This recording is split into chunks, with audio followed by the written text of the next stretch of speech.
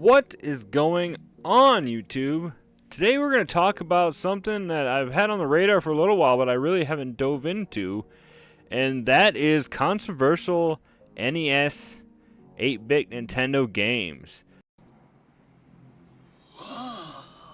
So what exactly is that? Well, you know, in controversy there's always talk of just displeasement, not going the way that people want it to go, just being completely wrong and upsetting people, and just in general, just not happy feelings. So I want to talk about mainly what we're going to talk about, and I'm going to say what we're going to talk about several different times because I am on repeat, it seems like a lot.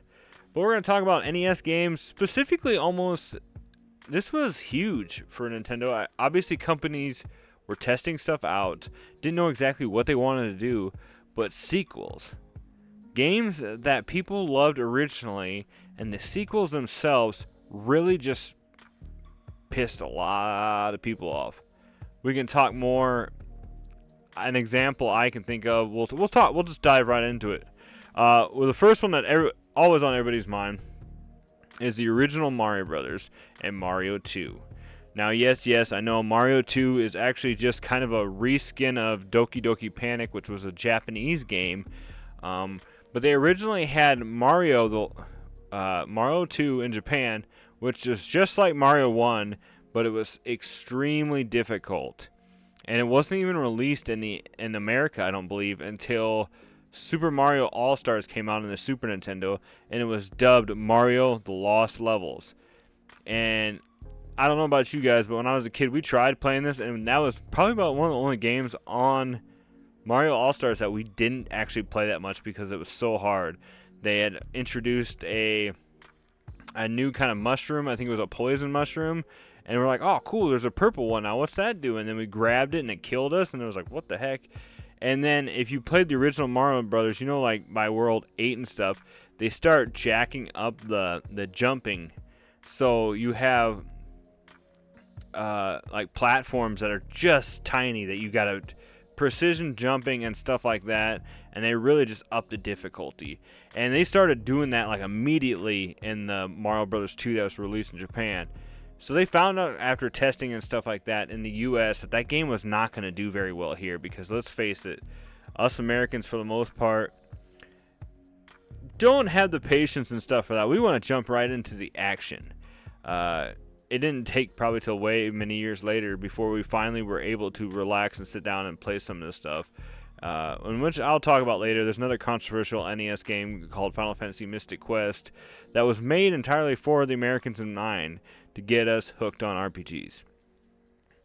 But yes, Mario 2 reskinned with Doki Doki Panic, and people were going in there expecting the original. You know, just your simple run to the side, jump and stuff. Now, this is not, just because it's controversial doesn't mean it was a bad game, because I know a lot of people that still dub Mario 2 as their favorite Mario game of all time. The whole mechanics behind it were pretty cool. The ending boss, Wart, I believe his name was, has not been replicated in the Mario world as much as far as I know. I don't think he's ever brought back, which would be a cool, if they would sometime make a Mario game and kind of throw them in there again, and do kind of like a secret boss, or you know, a hidden boss, and then you find out near the end it actually isn't Bowser, it's Wart again. That'd be really cool, I think. But the whole mechanics behind it, you know, the pulling roots up to grab two turnips to throw at enemies, and then, you know, just bunch of different stuff. Like, they still had the warps and they still had stuff like that, which was cool. But and then the bosses, like the mechanic, that was the fun thing to me, was when the birdie would shoot the egg, you jump on it, pick it up, and throw it back at him. That was really cool, and I hadn't seen that much in the game before that. But the thing was, it's just how controversial it was between a lot of people. They were expecting to go in and have the original Mario Brothers, and then just completely different game, which we found out many years later why. And that was, yeah, they reskinned it.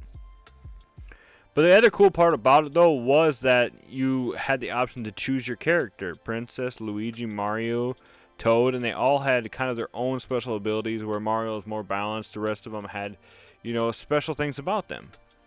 So that was cool. I mean, was controversial, but it was cool if you ask me. Now going on to the second game, and this is a hot take coming from me, but I enjoy Zelda 2 Link's Adventure more than the original Zelda on NES. And that might be because growing up, I played the original, or played the second one more than I played the first one. In fact, the second Zelda game, Link's Adventure, was the very first Zelda game I ever played. But, so this one will have a lot in common with our third and final controversial NES game of this video. But everybody was used to the puzzle-matic game of the Zelda 1 where you had the overhead view, you were going around, and you basically had each level mapped out for you, but you had to find them, and of course, like any Zelda game, you had to get special items to unlock to get to certain areas and stuff like that. But Zelda 2 just changed everything up. First off, you're not going. This is one of the few that you're actually not going for something like a Triforce or an Ultimate thing like that. One of the first the first Zelda game where it was something different. The princess had been put into eternal slumber, and you had to save her basically, or wake her up and everything. And then so it's a little bit different than some of the other Zeldas where you're basically collecting pieces for the Triforce, or I don't think have anything to do with the Triforce. It's been so long since I played, but. Yeah, you went from this overhead thing to a side-scroller. And I think they did this because Mario was so popular and these side-scrolling games were coming out were so popular, they wanted to change things up. And the other thing that you got to remember about when people make games like this is they are so popular, and you don't want to just copy and paste stuff, which I think a lot of gaming companies back in the day should have did a little bit more of. But obviously nowadays in modern games you can't do that at all. But yeah, the side-scrollerness, and they started to develop, putting in more of an RPG element too. So you collected a experience, and then you could decide whether or not you want to level up your health, your magic, or I think your attack power.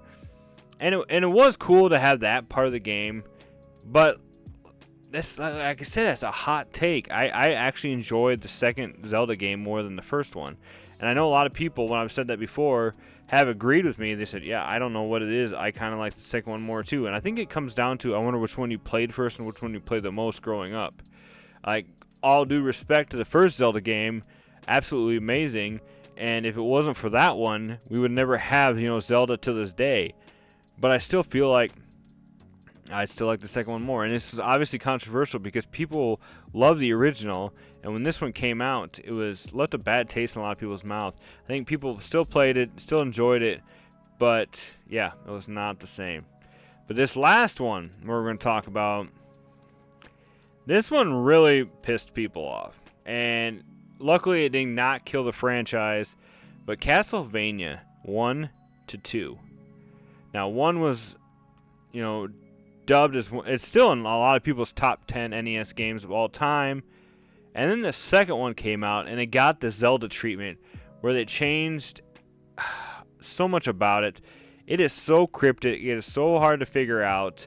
If you guys ever get a chance, make sure that you watch. I think it's like the Angry Video Game Nerds take on it. Now, I honestly didn't play much Castlevania growing up, so I can't give you too much of my insight on it. But I just remember how much it made a lot of people mad. And even to this day, there's some people that are just like, oh. And then it's so bad. And it's good that Konami did this. But they instantly, for Castlevania 3, went back to the old school way of the first one. But the second one, it had some cool aspects to it, I guess you could say. But very controversial, very hated. But I guess, and then it caused the company to get back on track, because 1, 3, and 4, to me, I haven't played that much Castlevania, but after watching people playing, and me playing in general, are probably my favorite Castlevania games. Top 3 Castlevania games is 1, 3, and 4, especially 4. I actually never played that growing up, and when I received my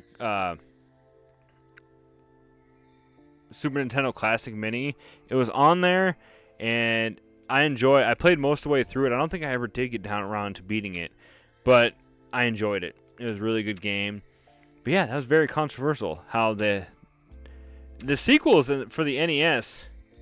I mean, obviously there were some really good ones like Chippendales. The jump from Chippendales 1 to 2 was extremely good, and there was a few other ones where they actually did better. But some they're kind of going rogue with some of these sequels, and then which caused a lot of controversial games. So with that being said, I want to know in the comments below what you guys think about this, or if you can think of any other controversial NES games yourself that you'd like to comment below, and we can discuss. But yeah, I want to know what you guys think about this video. It's like, and also, are you one of those people that actually enjoy the sequels more than you enjoyed the primary first game? Because I wanted to keep this, just kind of the controversial sequel NES games. So that being said, thank you guys so much for watching. As always, stay retro, my friends. God bless, and we will see you in the next video. Thank you guys so much for coming around.